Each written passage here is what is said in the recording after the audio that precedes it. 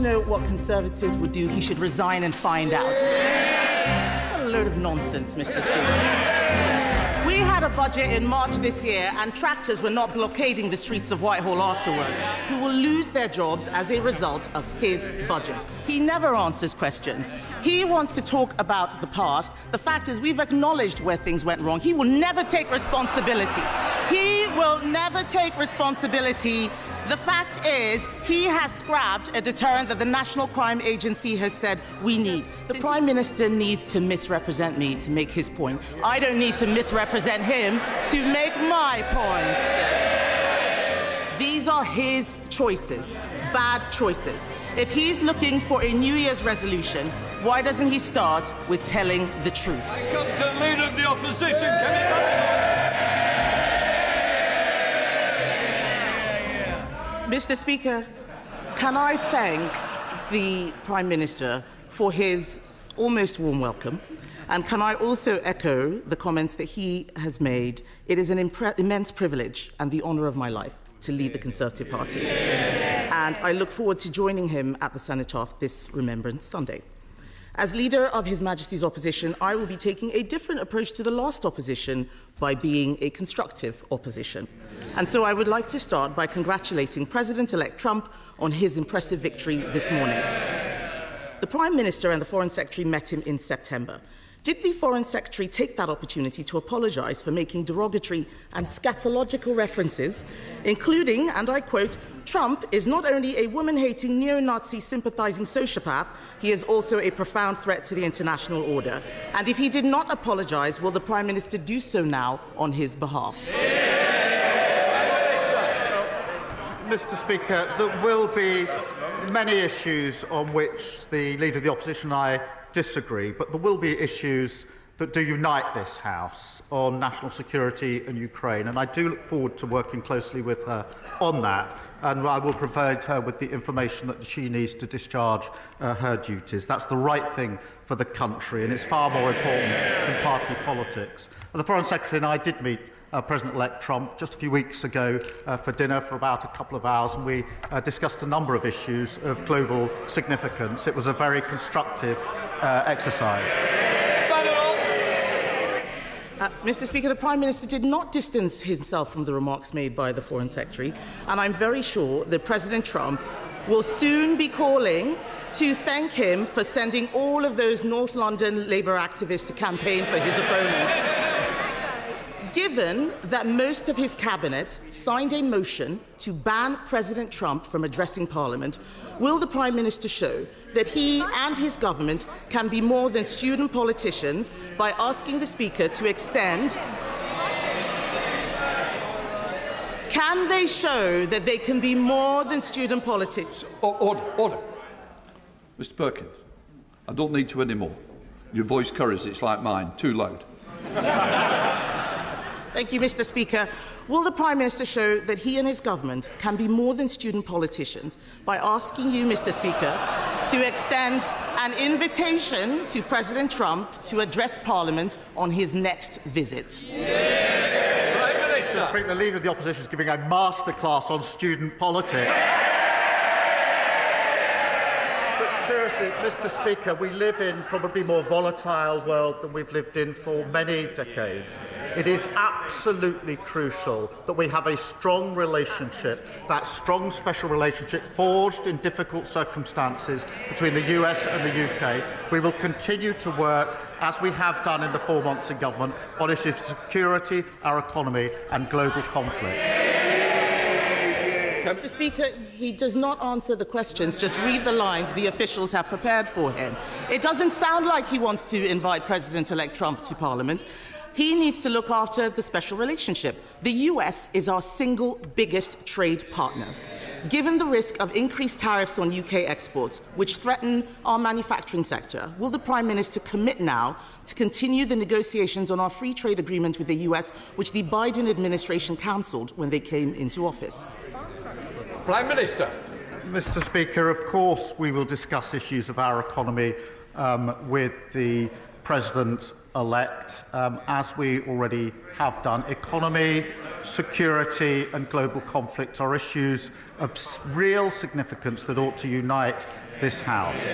But when it comes to the economy, what we've done with our budget is to fix the foundations after 14 years of return to economic stability after a £23 million black hole. We've protected the pay slips of working people. We've done the single biggest investment in our country for a generation in the NHS, in schools and homes. We've given a pay rise to the 3 million lowest paid. Now, if she's opposed to that investment or the pay rise for working people, she's a straight talker as I understand it, perhaps she should say so. Mr. Speaker, discuss, chat. He has no plans whatsoever. No plans whatsoever for building on the special relationship. He needs to realise that we in this country rely on our single biggest trade partner. President Trump is also right to argue that Europe needs to increase its defence spending. The last Conservative government committed to raising defence spending to 2.5% by 2030. Will the Prime Minister finally match this commitment?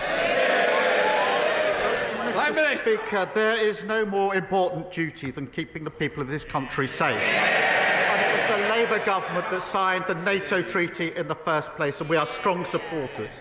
We have a strategic defence review. We are committed to 2.5%.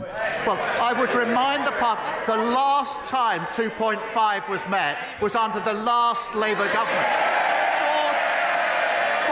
14 years, and they never did it once. Last year, the NAO identified a £17 billion black hole in the MOD finances. The former Defence Secretary said the previous government hollowed out the armed forces, and the plan they put forward at the election was pure fantasy. Kemi Badenoch. Mr. Speaker, he will not make that commitment. That is very clear. All that he is doing...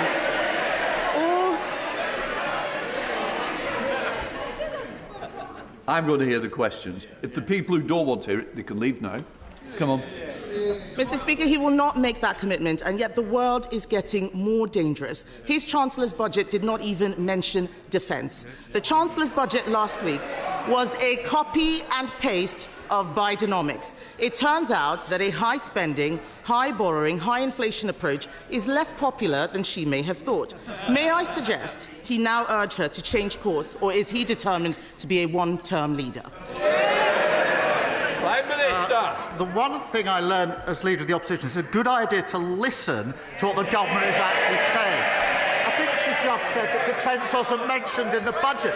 It was 7 days ago that it was absolutely clear and central to the budget, as was economic growth. We are fixing the foundations. We're giving a pay rise to millions of people. We're picking up the mess that they left, £22 billion, and a tax rise and a pay rise for working people. And I haven't heard yet her welcome that pay rise for the 3 million lowest paid workers. Does she now welcome it? Does she stick to her previous policy that it's excessive?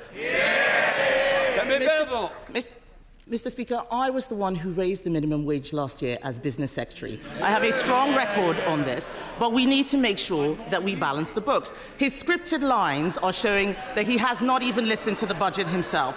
So I will try a different question. Perhaps he can give something that is unscripted to the people watching. Farmers across the United Kingdom... Mr. Speaker. Order! I don't need any help. Can I just say, if somebody wants to leave, I'll be helping them do that. I'm going to hear the question, and I certainly want to hear the answer as well. So please, let's have some courtesy. Mr. Speaker, we have heard him repeat the lines on the television, fixing the foundations and so on. But what does he say, over and over again, but what does he say to farmers who are facing uncertainty about their futures as a result of the increased taxes announced by the Chancellor? I am very clear that we would reverse Labour's cruel family farms tax. What can he say now to reassure the farming community, who provide security for the whole nation? Prime Minister. I'm happy to help the Leader of the Opposition. If she's going to complain about scripted answers, it's probably best not to read that from a script. What I was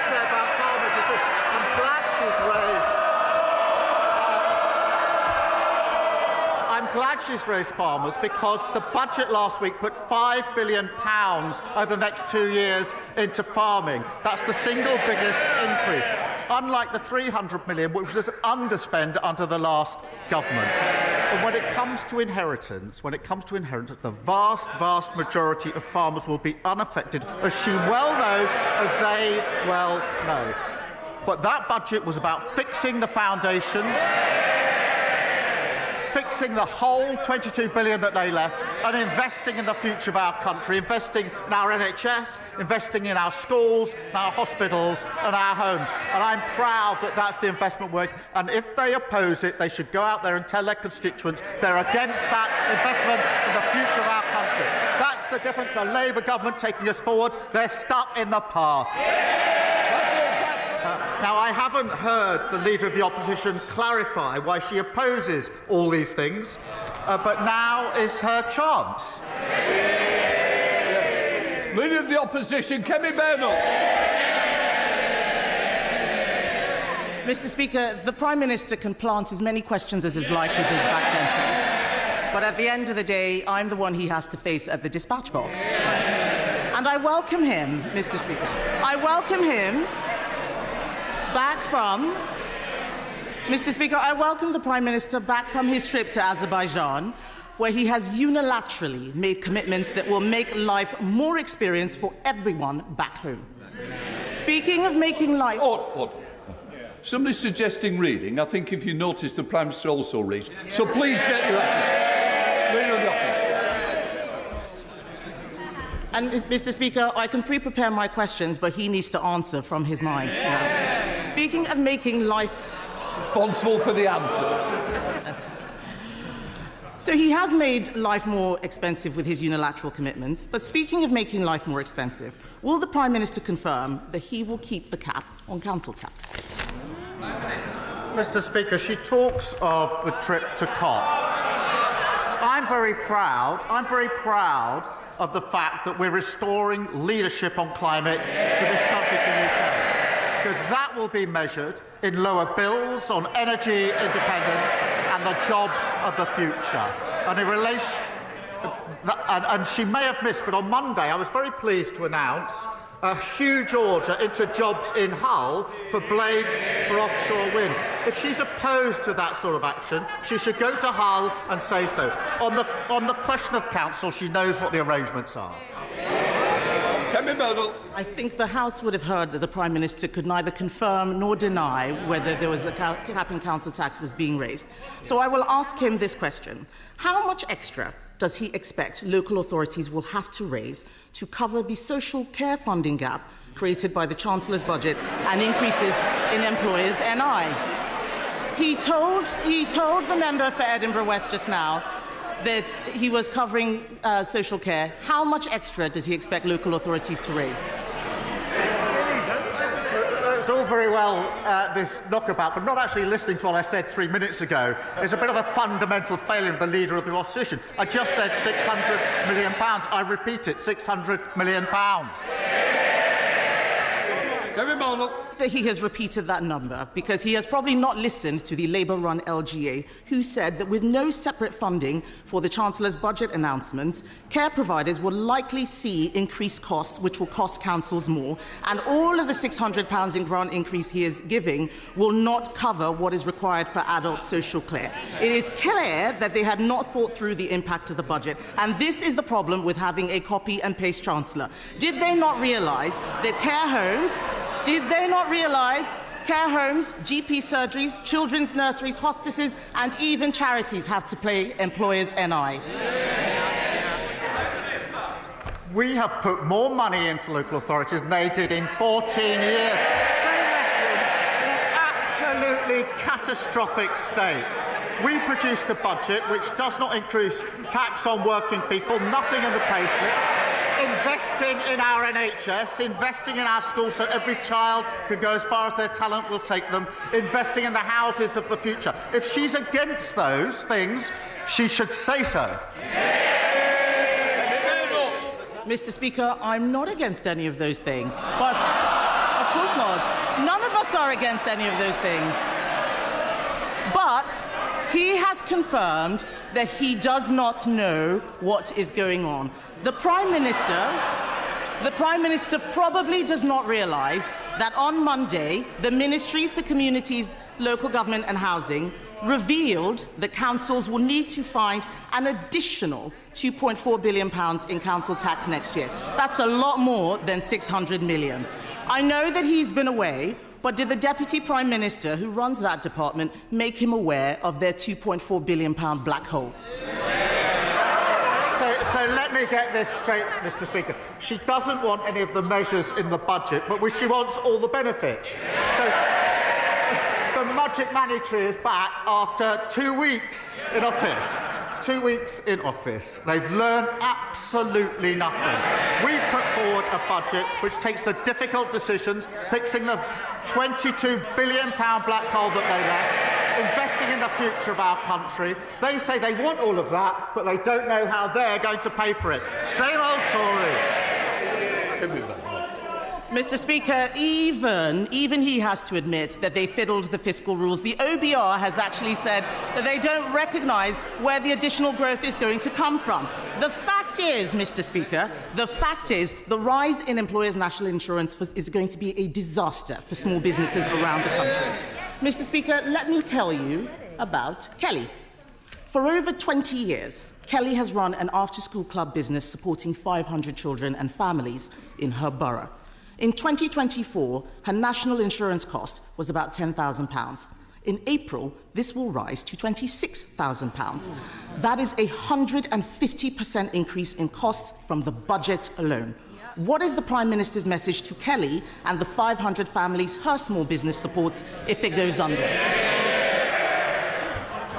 I would say this to Kelly. We inherited a very badly damaged economy.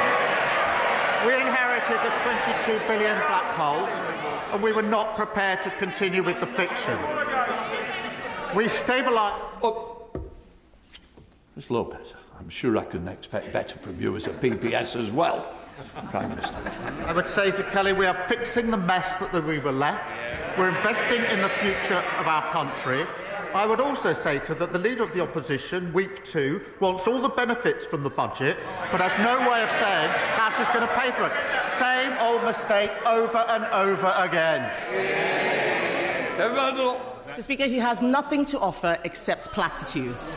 And the fact is that they do not know what they're doing. Their ideological budget was designed to milk the private sector and hope nobody would notice. Now his cabinet ministers are all queuing up for public sector bailouts to his tax mess. If he is going to bail out the public sector, then can he tell us this? Does he think it is appropriate, as the Ministry for Housing has done, to approve a 4-day week for councils that is not flexible working, but is actually part-time work for full-time pay? Questions based on what we're actually doing are usually better than fantasy questions made up. Mr. Speaker, what did they deliver in 14 years? Low growth, stagnant economy, a disastrous mini-budget, a £22 billion black hole. And now she wants to give me advice on running the economy. I don't want to be rude, but no, thank you very much.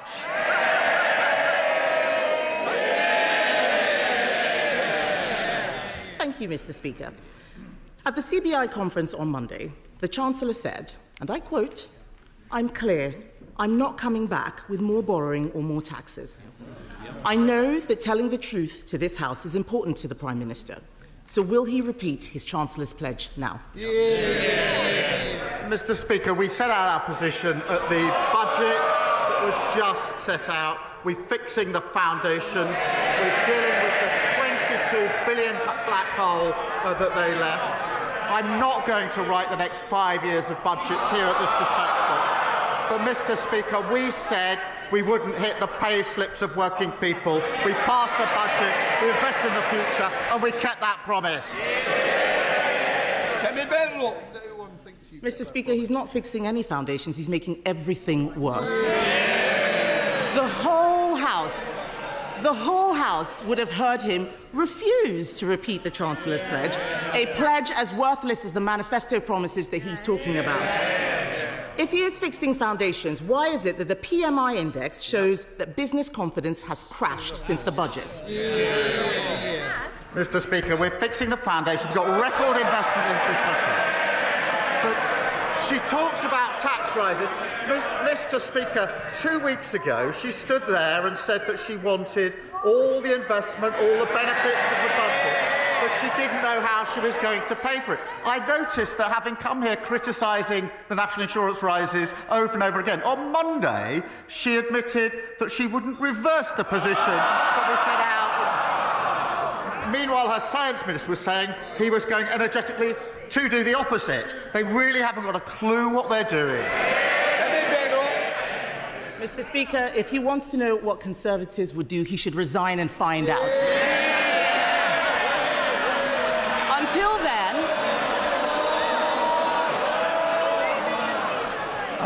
I'll decide when there's more. Mr. Speaker, until then, I'm the one asking the questions. There's a petition out there, 2 million people asking him to go. He's the one who doesn't know. He's the one who doesn't know how things work. It is not government that creates growth, Mr. Speaker. It is business. His employment secretary, I don't see her here, she wants more young people in work. But businesses say they are cutting jobs because of the Chancellor's budget. His Deputy Prime Minister, she is not here. Her employment rights bill will stop businesses hiring. That's what they say. The CBI said on Monday that the dots of the government's policy don't join up. They're right, aren't they? Mr. Speaker, on Monday she said that she wouldn't reverse the increase in national insurance. Yesterday, on their legacy legislation, their predecessor, they couldn't decide what their position was. Today, they've launched a policy commission asking other people to give them some ideas for government. And she talks about a petition. We had a massive petition on the 4th of July in this country. We spent years taking our party from a party of protest to a party of government. They're hurtling in the opposite direction. What a load of nonsense, Mr. Speaker. We had a budget in March this year, and tractors were not blockading the streets of Whitehall afterwards. So let me give him another example of a real business. Following his budget, the head of McVitie's has said that it has been harder to understand what the case for investment in the UK is. So while the Prime Minister has been hobnobbing in Brazil, businesses have been struggling to digest his budget. Isn't it the case, Mr. Speaker, that the Employment Rights Bill shows that it is not only the ginger nut that is causing him problems? I was attending the G20. I suspect on their current trajectory they don't know whether they'd attend the G20 or not. Maybe the Policy Commission will come up with an answer on that one. But we've had record investment from overseas into this country. And she keeps carping from the sidelines. She says at this dispatch book, she wants all the benefits of the budget, all the investment, but she doesn't want to pay for any of it. Mr. Speaker, she's racked up £6.7 billion of unfunded commitments in just 3 weeks as leader of the opposition. So once it comes to the economy, we're the ones growing the economy. Mr. Speaker, the investment he's taking credit for was our work. I was business secretary. We negotiated those deals that he announced. But the bottom line is that in all that he has said, he doesn't seem to care about the young people who will lose their jobs as a result of his budget. Perhaps he can show more concern for the 1,100 people who found out yesterday that they could lose their jobs at Vauxhall's plant in Luton. So while he flies around making unilateral commitments, back home, the real-world effects are businesses closing in Bedfordshire and Basildon. Does the Prime Minister stand by his promise to ban the sale of petrol cars by 2030, even if more jobs will be lost? Prime Minister. Mr. Speaker, I wouldn't normally invite a heckle, but that one was accurate. Mr. Speaker, the question of the position of jobs in Luton is a very serious one, and families and workers will be very worried, and we are obviously engaging with them. I would remind the Leader of the Opposition that the EV mandates that are an issue in this particular case were actually introduced by the last government.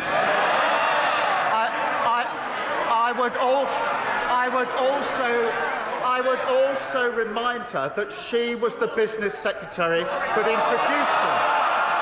We're getting on with supporting those communities. She's shouting from the sidelines. Kemi Badenoch. Mr. Speaker, he clearly didn't read his briefing about the EV mandate. The fact is, we changed the date and made it easier for people. Everything he has done is attack people. The budget was an attack on farmers, an attack on workers, an attack on pensioners, an attack on the young, and an attack on thousands of charities and businesses across the country. The whole system is broken, Mr. Speaker, and he is making things worse. He is making things worse. Affected. Mr. Speaker, he is making things worse. Everyone is unhappy. Isn't it a good thing that the Chancellor is an expert at customer complaints? Mr. Speaker, I think she's just read out the charge sheet against the last government. Everything is broken.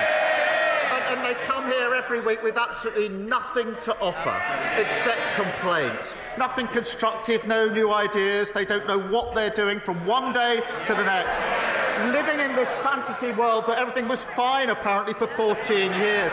Well, the country's fed up with those fantasies. They've got rid of those fantasies. We're going to take the hard decisions.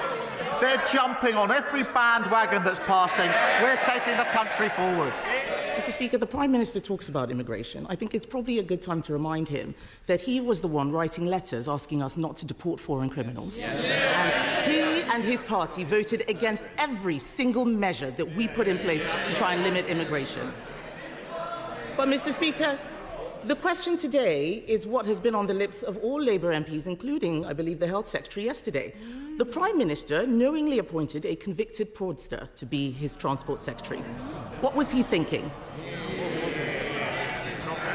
Mr. Speaker, the previous Transport Secretary was right when further information came forward to resign. What a marked contrast to behaviour in the last 14 years. And she talks about immigration, record levels of immigration under the previous government, nearly 1 million. And she was the cheerleader. She was the one urging on the removal of the caps for work visas. She was thanking the previous Home Secretary for the work that was done. She championed it. She advocated it. Record numbers of immigration. Mr. Speaker, he's obfuscating, but I'm going to keep him on the topic. He owes the House an explanation. He said that the former Transport Secretary was only asked to resign after further information came to light. What was that further information? I'm not going to disclose private conversations. Further information came to light. The Justice Secretary resigned. As I say, what a marked contrast. But whilst she's obsessing with the Westminster issues, we're getting on with fixing the mess, fixing the foundations, that £22 billion black hole, our prisons bursting, Mr. Speaker, as we found out last week, nearly 1 million net migration numbers because of the Tory open borders policy. Mr. Speaker, I'm not asking about migration. I'm asking about the former Transport Secretary.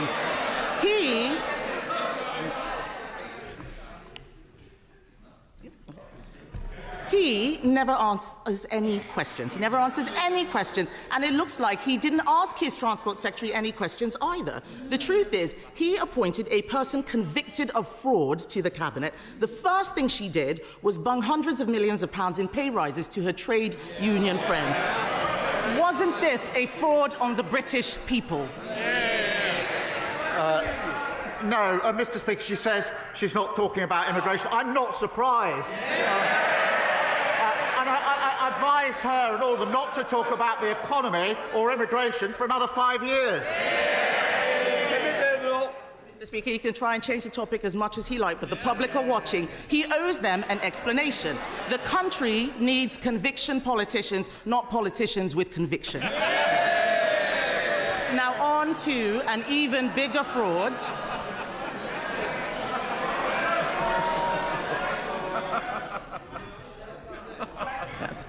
Now, on to an even bigger fraud, the budget. Last week, the Prime Minister failed to repeat the Chancellor's pledge of no more borrowing and no more taxes. It is obvious that they are coming back for more. In his manifesto, he committed to making Britain the fastest-growing economy in the G7. Does he stand by his own pledge? Mr. Speaker, I gently remind her that 2 of her predecessors had convictions for breaking the COVID rules. I'd also invite her to look at the OECD report of this morning, which has upgraded growth for next year and the year after, which now puts us on target to be the highest-growing major economy in Europe in the next 2 years. She should welcome that. Mr. Speaker, I saw the OECD report, and what it said was that they will be coming back for more taxes. And I think the whole House would have heard him fail to repeat his own pledge. He can't even repeat the pledges that he made just a few weeks ago. We are here to stop him from damaging the economy, and that is why we are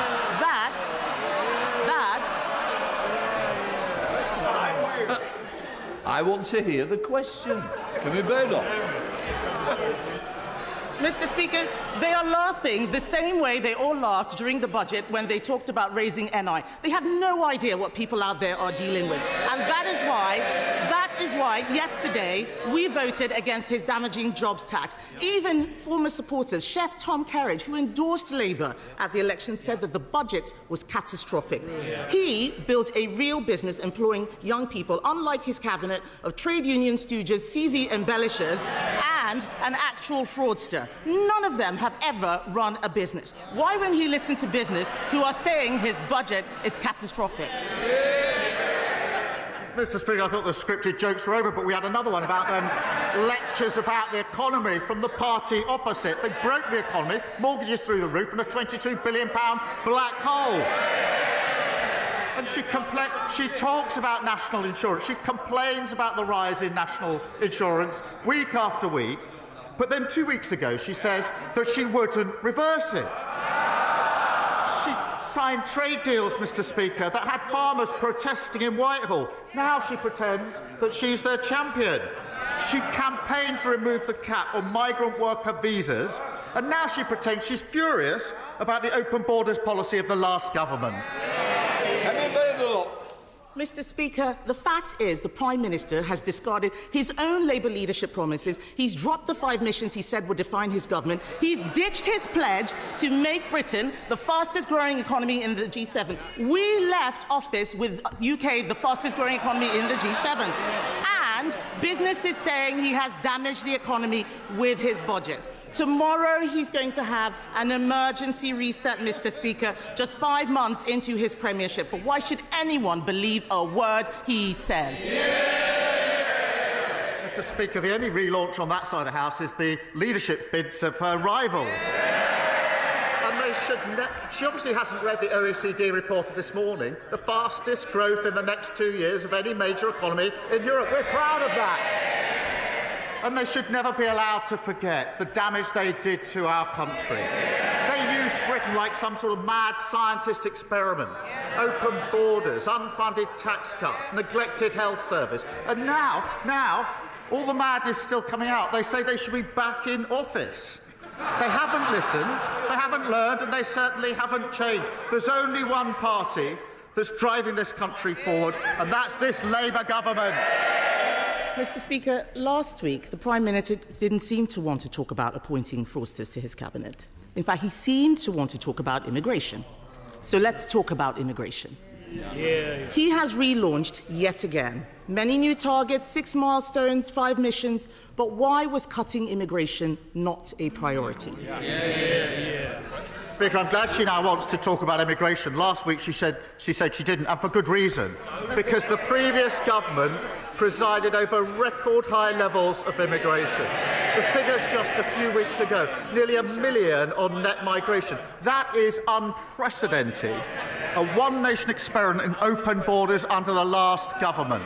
And she was the champion. She stood up and praised the then Tory Home Secretary for listening to her on removing caps on migration visas. So she was applauding it. Now she's furious about what she was campaigning for. We will drive it down. We will drive down lawful migration. We'll drive down illegal migration. Mr. Speaker, he talks about open borders. He was the one campaigning for free movement. I was in this House asking for a lift on skilled migration. He was there supporting all of the people who should not have been in this country. He wanted us to relax immigration. But as he's so keen to talk about the past, let's look at his record. 4 years ago, the Prime Minister signed a letter demanding that foreign criminals be allowed to stay in Britain. Dozens of Labour and Liberal Democrat MPs repeatedly signed these letters insisting that rapists and murderers be allowed to stay here. One of those criminals, Ernesto Elliott, had 17 convictions, including for knife crime. After his deportation was blocked, Elliott went on to murder someone. He was able to stay here and murder because people like this man campaigned against deporting criminals. Will he apologise for signing these letters? Mr. Speaker, I'd firstly remind her that when we're in the number now, under their watch, of migrants coming to this country, nearly 1 million, is over 4 times the number when we're in the EU. They lost control of the borders. And the particular example she puts to me is an example of failure under her government to take the necessary measures to keep our country safe. Kemi Badenoch. Mr. Speaker, this is a ludicrous assertion. He is the one who was repeatedly signing letters. He even asked us to pause all deportations. He doesn't want to talk about his past, Mr. Speaker, but that letter is just the tip of the iceberg. There is more. The Prime Minister actually complained that the immigration system was working to deter migrants rather than provide support. He said, and I quote, that he was proud to have served as Jeremy's shadow immigration minister. He boasted that he took the last Labour government to court for cutting benefits for asylum seekers. He said he would never set a target-based approach to immigration. He wants to talk about immigration. Let's talk about his record. We can talk about it all day. I have committed... Mr. Speaker, the Prime Minister says he wants to talk about immigration. I have committed to a cap on migration. Why won't he? Mr. Speaker, she talks about my record. For 5 years, I was the chief prosecutor prosecuting people who went to prison, many of whom were then deported. So while she's talking, I was actually doing the hard yards of convicting those that should be in prison. And she presided over record numbers of asylum seekers in this country, a record number of lawful and irregular migrants. That is 14 years when they lost control of the borders. They set a cap for each of those 14 years. It wasn't hard. It didn't stop people coming, and it got a record number. They should apologise for what they've done with their open borders policy. Mr. Speaker, he did not answer a single... Do you want to leave? If you've not got the guts to stand up to the comments, you shouldn't be in here. Kemi Badenoch. Mr. Speaker, he did not answer a single question. He never answers questions. He wants to talk about the past. The fact is, we've acknowledged where things went wrong. He will never take responsibility. He will never take responsibility. The fact is, he has scrapped a deterrent that the National Crime Agency has said we need. Since he came into government and scrapped the Rwanda deterrent, small boat arrivals have increased by nearly 20%. His own MPs are complaining about having to house asylum seekers. So can the Prime Minister tell the House how much more his government will spend on hotel accommodation because he scrapped the deterrent? Prime Minister. Mr. Speaker, I'd invite her to tell us what went wrong under the last government, but it'd take us all afternoon. Mr. Speaker, we are going to smash the gangs that are running this vile trade. We signed a landmark agreement with Germany this week. Order. Mr. Philp, you've been very loud.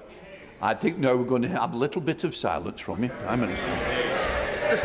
This week we signed a landmark agreement with Germany. She should be welcoming that, because that will make sure we have the powers to take enforcement action across the continent where it is needed. We've set up the Border Security Command. We've committed £75 million on top of the existing £75 million. We're extending the powers so they're counter-terrorism-like powers. We've retained 9,400 people who shouldn't be here. A record flight got off. They talk about getting the flights off. They did it for years. They didn't succeed. We got the flights off. Mr. Speaker, he says he wants to smash the gangs. The only thing he smashed is his own reputation. The fact is, what he has been agreeing is not going to do anything. The cost of the Iraq agreement is £500,000. That wouldn't even buy a house in his constituency. Many of the things he's taking credit for are our agreements. Let's talk about what he put in his manifesto. The Prime Minister promised to end asylum hotels. He promised, he's the Prime Minister now, he promised, but in Altrincham and Peterborough, his government is expanding the use of asylum hotels because he unilaterally disarmed the deterrent. In fact, Mr. Speaker, a man who arrived by small boat told Sky News he was happy Labour were in power. That man said the Conservatives, and I quote, wanted to deport us, but Labour are making the procedure easier for us. He's right, isn't he? Prime Minister. Mr. Speaker, I really thought she should welcome the Iraq deal. Anybody who wants to deal with this vile trade would have welcomed it. She should also welcome the German deal that we did this week. Many of the boats that are finding their way to the Channel are coming through Germany. That is well documented. There's been a difficulty in taking enforcement action, which if she spent more time researching that than her terrible jokes, she would know about. And we have signed an agreement to smash and take enforcement action in Germany to stop those boats getting to the coast. That is effective action. She should welcome it. It's really good news. All law enforcement think it's a good thing. Why does she think it's a bad thing? Because the numbers are going up, Mr. Speaker, under his watch. The Prime Minister has consistently backed criminals over law-abiding British people. He defended terrorists like Hizb ut-Tahrir in the European Court. He argued all immigration law had a racist undercurrent. He voted against life sentences for people smugglers. He voted against more than 100 measures to control migration. He even said it was wrong. He even said, Mr. Speaker, that it was wrong when the Conservatives took away Shamima Begum's citizenship. Now he has appointed her defence lawyer as his Attorney General.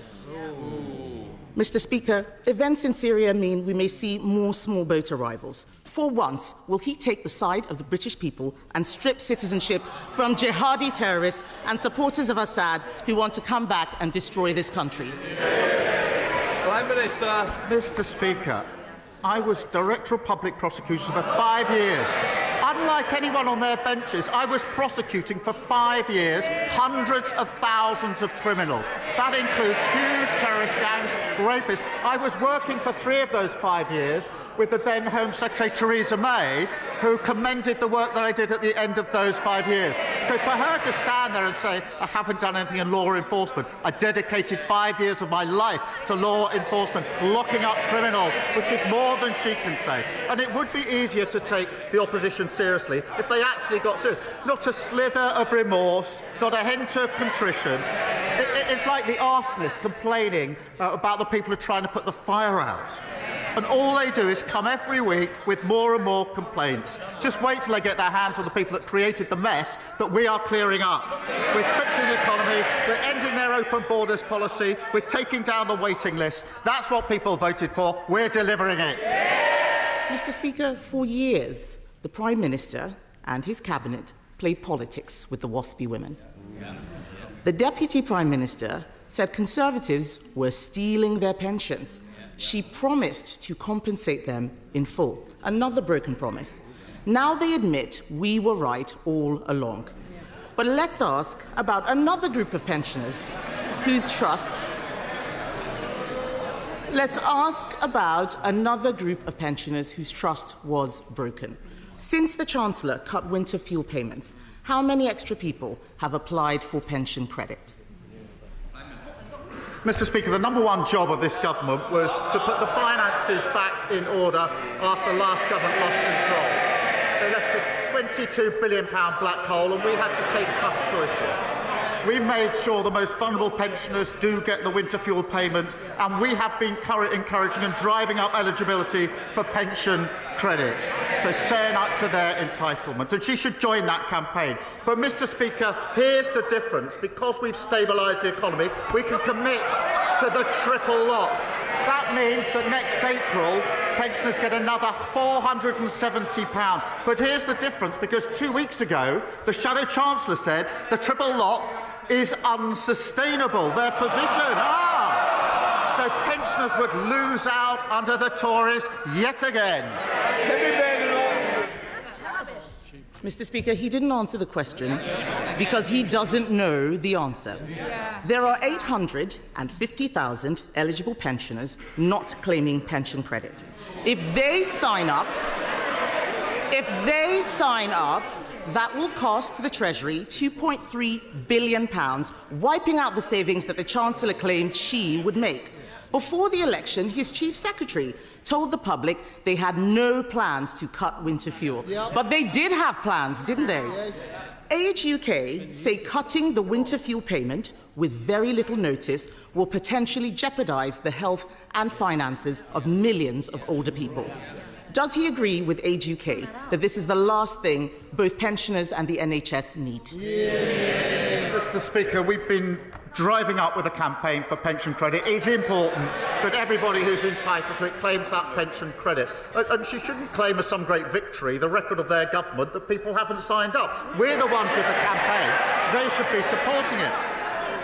But because of the triple lock, pensions will be going up by £470 next April. She hasn't answered the question. Her Shadow Chancellor says the triple lock is unsustainable. So she needs to explain how pensioners will be worse off under a Tory government.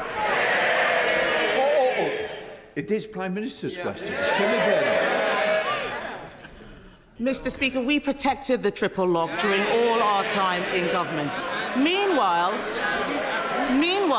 energy bills are increasing, despite his promise to cut them by £300. In Scotland, his party leader wants to restore the winter fuel payments. Across England, councils are scrabbling together funds for struggling pensioners. The tragic reality this Christmas is pensioners will suffer and may even die as a result of this cruel policy. Did the Chancellor consider the impact on councils and on the NHS, or does she just not know what she's doing? The Household Support Fund was set out in the budget. She knows that. We're pushing up pension credit. But she now says they are committed to the triple lock. Her Shadow Chancellor says they're not, that it's unsustainable. Maybe over a sandwich or a steak they could sort it out and come back and tell us what their policy actually is. Kemi Badenoch. Mr. Speaker, the Prime Minister needs to misrepresent me to make his point. I don't need to misrepresent him to make my point. Yes.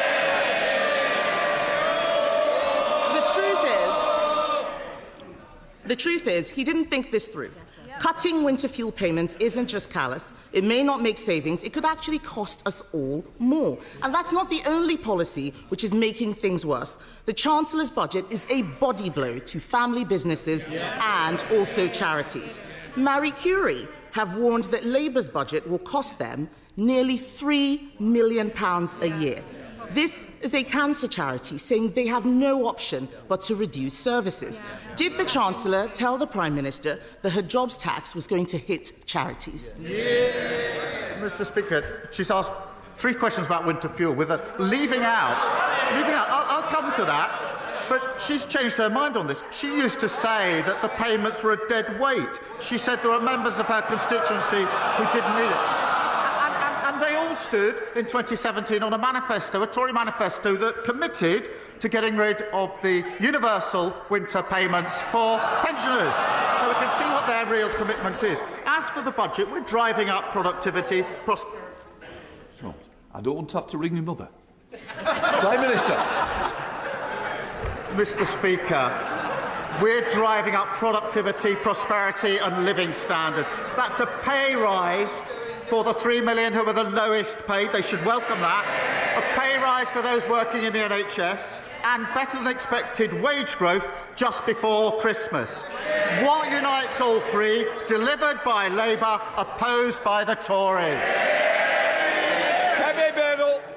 Mr. Speaker, I don't know what world he's living in. The economy is shrinking, and they did not think this jobs tax through or who it would impact. Another area affected is the hospice sector. Hospices believe the budget will cost them an extra £30 million.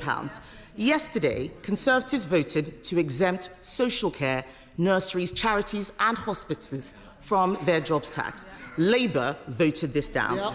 So can the Prime Minister at least agree to fund hospices so they can continue their invaluable work helping people at the end of their lives?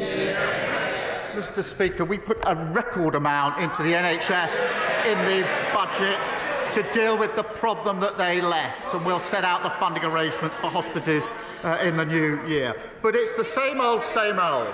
They want all the benefits. She said to herself she wants all the benefits from the budget, but she doesn't want to pay for any of them. That's what got us into the problem in the first place. Kemi Badenoch. Mr. Speaker, I did not hear a commitment there to help hospices, which is a shame. The truth is, this winter, people will be suffering because of his choices. The economy is shrinking, inflation is going up, and jobs are being lost because of his budget. Pensioners won't be able to heat their homes because of his government's decisions. They raise people's hopes but then smash them with broken promises. And now we learn that he is about to give away our hard-won Brexit freedoms. Yeah. Mr. Speaker.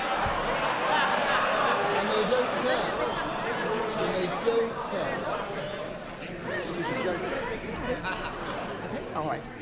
Mr. Speaker, now we learn he is about to give away our hard-won Brexit freedoms. The truth is, they are punching the British people in the face, literally in the case of one of his MPs, and he will pretend that this is about the past. But we all know these are his choices, bad choices.